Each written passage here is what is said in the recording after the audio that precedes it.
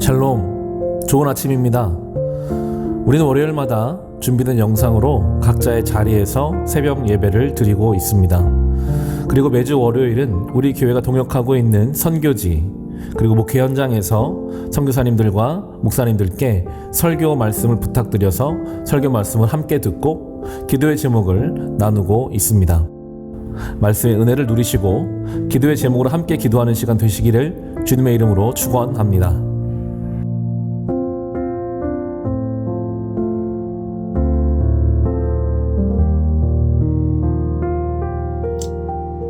서종 빛과 소금교회 성도님들 반갑습니다. SFC 민영훈 간사입니다. 오늘 이 아침 함께 나눌 말씀은 느헤미야 4장 말씀입니다.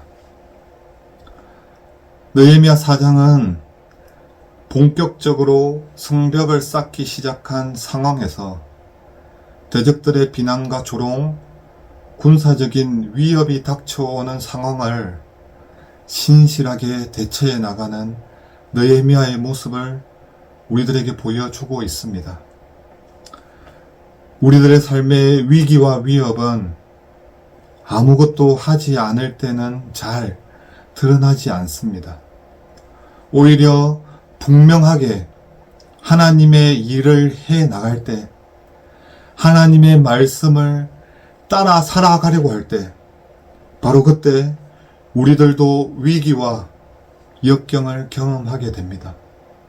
그런데 이 위기는 언제나 공동체 외부와 내부에서 함께 일어납니다. 초대 교회에서의 문제도 비슷했지요. 오순절 성령 강림 사건이 있은 이후 교회 공동체가 마주하게 된 위기는 외부의 종교 권력자들로부터 시작해서 공동체 내부의 아나니아와 삽비라의 사건으로 이어집니다. 느헤미야 본문에서도 이와 비슷한 방식으로 문제가 일어납니다. 4장에서는 외부에서 주어지는 위기를 다루고 있다라면 5장에서는 내부에서 일어나는 위기를 다루고 있습니다. 이렇게 볼 때 성경은 매우 보편적입니다. 우리 인생에서 위기는 피할 수 없다라는 것이고, 그리고 이 위기는 언제나 외부와 내부에서 일어나며, 그럴 때 믿음으로 위기를 극복하는 것이야말로 하나님의 백성다운 믿음으로 살아가는 삶이라는 것이지요. 그렇게 오늘 4장 말씀을 보면서 우리 인생에 닥쳐온 외부적 위기를 어떻게 극복하며 헤쳐나갈지, 특별히 공동체 가운데 주어진 위기를 어떻게 극복해 나갈지 말씀을 통해 함께 살펴보고 기도하기 원합니다. 4장 1절부터 3절에 느헤미야의 대적들이 붕괴하며 화를 내고 회방을 놓기 위해서 온갖 위협과 힘을 다하는 모습이 나타납니다. 이후 느헤미야는 이런 비난과 비아냥, 억압과 위협을 대처해 나갑니다.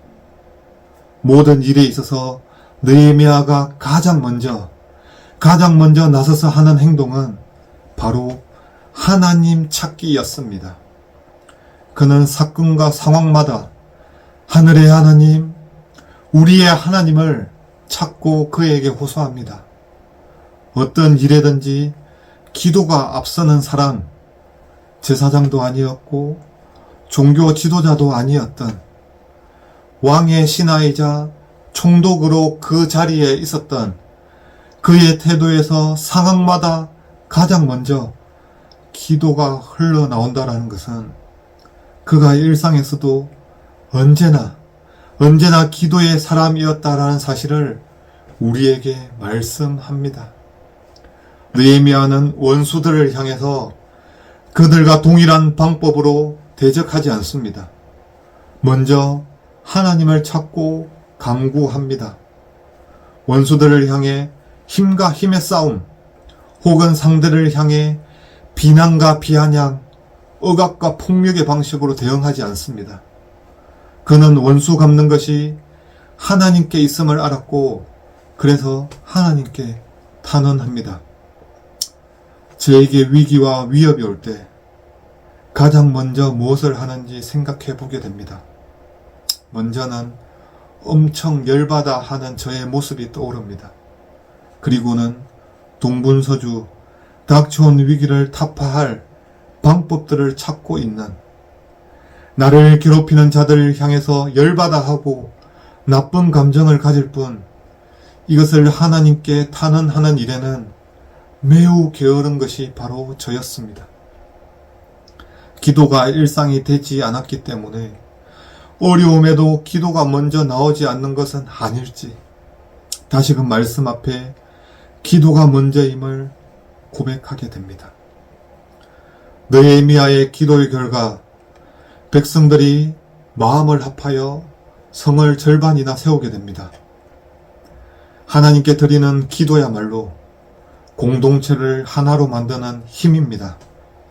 중독의 자리에 있지만 솔직하고 정직한 모습 그대로를 드러내며 기도하는 느헤미야를 보면서 많은 사람들이 하나가 되었을 것입니다. 오늘 우리들도 우리의 삶 가운데 찾아오는 위기 앞에 나의 힘과 능력, 열심과 수고로 세상 사람들과 동일하게 그 위기를 모면해 보려는 것이 아니라 하늘의 하나님께 탄원함으로 하나님이 앞서 일하시는 경험이 저와 우리들의 삶 가운데 나타나기를 기도합니다. 성벽이 세워지는 것을 보고 대적자들은 더 심한 방해를 가지고 옵니다. 그로 인하여 주야로 파수꾼을 돌리다 보니 일할 일꾼이 없어지고 공동체 가운데 불만이 속출하기 시작합니다. 절반은 일을 하고 절반은 경계를 서야 하는 매우 힘든 상황이 주어진 것이죠. 모든 사람이 매일 일에만 매진하여도 성벽을 쌓기가 쉽지 않은데 절반은 일을 하지 못하니 불만이 터져 나올 수밖에 없겠지요. 그렇게 사람들을 나누어 절반은 일을 하고 절반은 경계를 서게 하는 그 일은 현실을 극복하기 위한 매우 적절한 조치였지만, 이런 현실적인 조치가 위협에 대한 조치는 되었겠지만 그것 자체가 피로를 없애주거나 위로를 주지는 못했을 것입니다. 이런 상황에서 느헤미야가 주력했던 것은 바로 공동체 가운데 소망을 불어넣는 것이었습니다. 14절 말씀을 보면 그들을 두려워하지 말아라. 위대하고 두려운 주님을 기억하고, 20절 말씀에 어디에서든지 나팔 소리를 들으면 그 소리가 나는 곳으로 모여와서 우리와 합세하여라. 우리 하나님이 우리 편이 되어서 싸워주신다. 두려움을 극복하는 힘은 바로 하나님이야말로 더 크고 두려우신 분이라는 사실을 기억하는 것으로부터 시작됩니다. 20절에 나오는 나팔 소리는 매우 상징적입니다. 광야 시절에 자신들을 이끌었던 그 소리, 공동체의 소속감을 고양시키고 고립시키지 않도록 만드는 상징이 바로 나팔 소리였습니다. 이스라엘 백성들에게 나팔 소리가 두려움을 가라앉히고 소망을 북돋게 하는 매개로 작용하였다면, 그렇다면 오늘 우리에게 이런 매개가 무엇이 있을까요?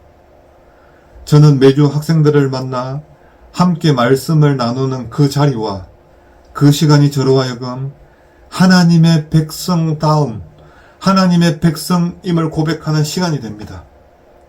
이 아침 함께 말씀을 나누는 성도님들께서는 어떤 것들이 있겠습니까? 매주 목사님을 통해 들려지는 말씀일 수 있겠고, 성도들과 함께 고백하는 찬양이 될 수도 있겠습니다.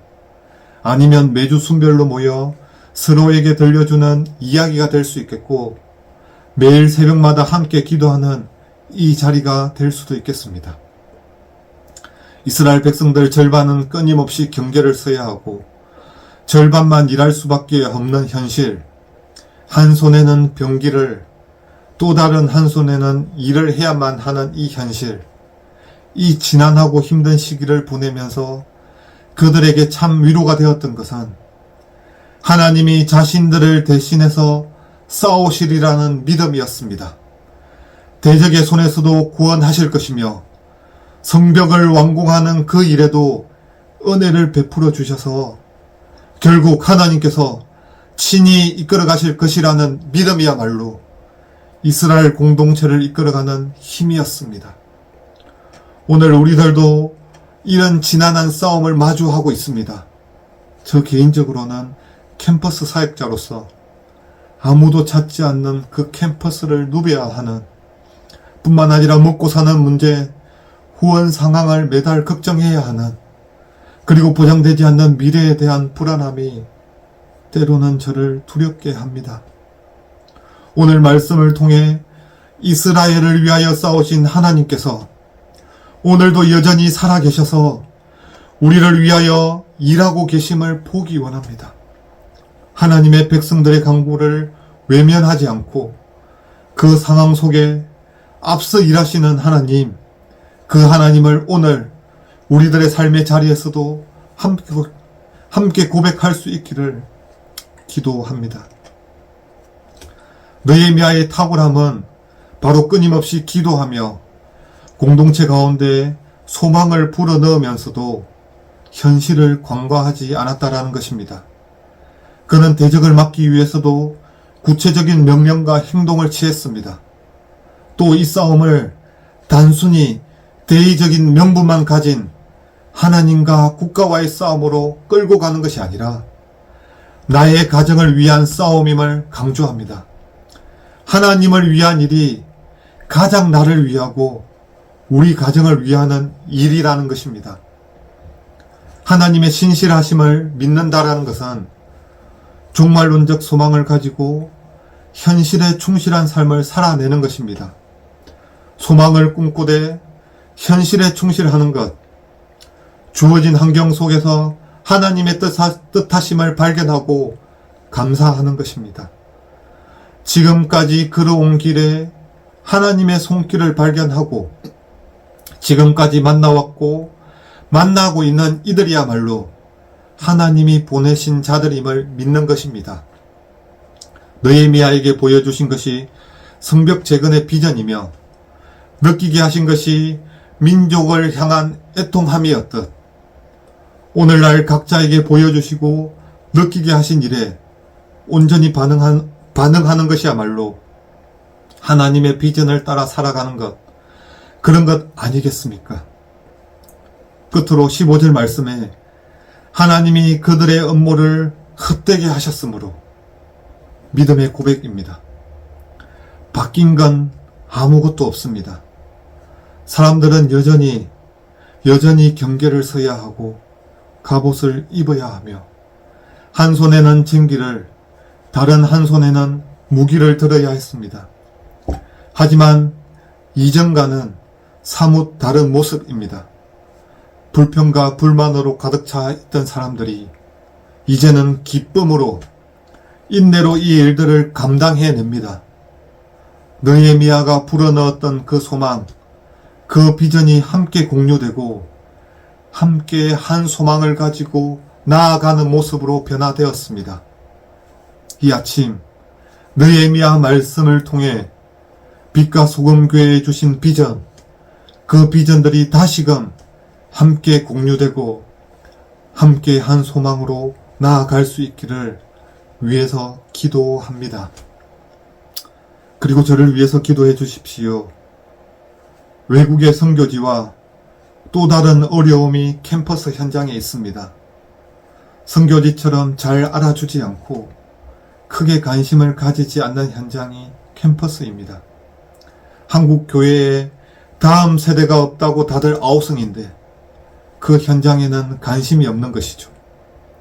교회가 이 일에 관심을 가지고 기도하는 일이 일어날 수 있기를, 그리고 그 자리에서 오늘도 여전히 일하시는 하나님을 믿음으로 고백하며 저에게 맡겨진 일을 감당함으로 하나님의 일을 하기 원합니다. 하나님과 사람들 앞에 부끄럽지 않은 일상이 될 수 있기를 기도해